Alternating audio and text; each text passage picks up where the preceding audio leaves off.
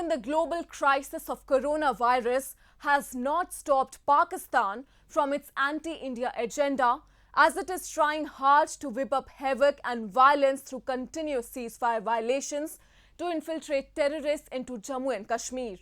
But when all of its devious tactics of destabilizing India are falling flat, Pakistan's ISI spy agency is now making extra efforts to reignite pro-Khalistani activities in the country in cahoots with the banned Sikhs for Justice group.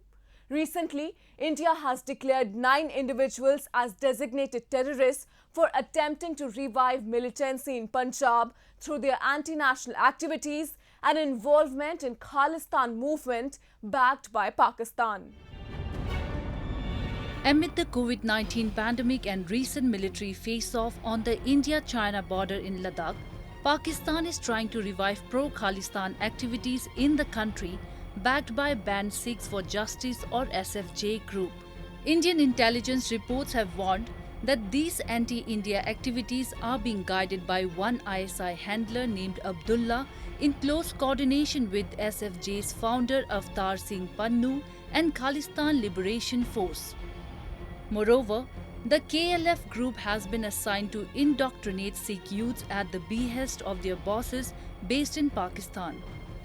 The report further revealed that ISI has asked them to recruit fresh youth for training in terror camps in Pakistan and promised to provide them with weapons for their module. Khalistan ना बना था, ना बनेगा, ना कभी बनने देंगे। जब खालिस्तान बनेगा पहले की तरह हमारी लाशों से निकल के चले जाएगा।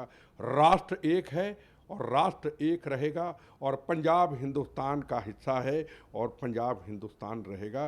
इस रेफरेंडम के पीछे आईएसआई है, तो आईएसआई के मंसूबे हिंदुस्तान की पब्लिक कभी भी इसको नाकाम करके रख देगी और इसको कभी भी आगे बढ़ने नहीं देंगी।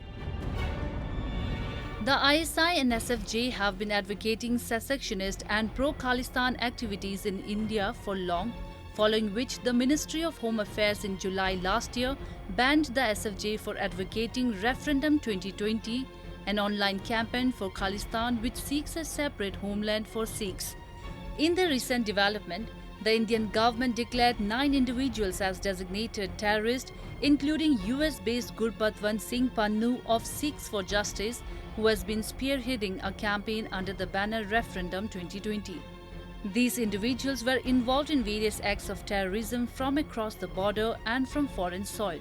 They have been relentless in their nefarious efforts of destabilizing the country by trying to revive militancy in Punjab through their anti-national activities and through their support to and involvement in the Khalistan movement. 9 people have been marked out, 9 people, that they are now pro-Khalistan. Pro-Khalistan means you understand the meaning of what Khalistan is. That is another great headache which India had. So if they are pro-Khalistan, then the further investigation should be done and the matter is very serious and proper steps should be taken to curb that movement and nip it in the bud. Pakistan's intelligence agency ISI, which has failed at creating any mayhem in Indian territory, is seeking a different route to subvert the system in India. It has not just been fueling the Khalistan movement.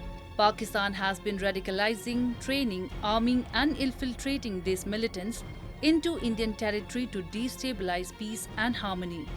Despite all these, they have not been able to hit any success. Pakistan Army generals who are at the helm of forming policies against India must realize at this point that when all of its plans are being foiled and terrorists are being killed, their strategies have proven to be counterproductive. Hence, it is in Islamabad's interest if they stop hatching anti-India plots and focus on the welfare of its own citizens.